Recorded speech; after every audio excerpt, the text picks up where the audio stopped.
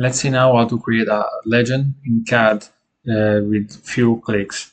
We have a plan here that is empty. Let's fill it randomly with a few symbols. Doesn't matter how many they are. I can copy them. I can change their orientation, and we can add some more symbols here. So what the legends this command will do is to create a table with representing for each symbol one only time, obviously, and there it is.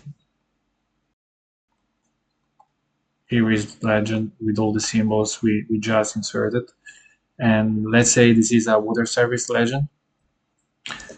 If I click water service, I will have at the bottom of the table new symbols, new voices will be added, and these are the standard voices we add for a water service legend.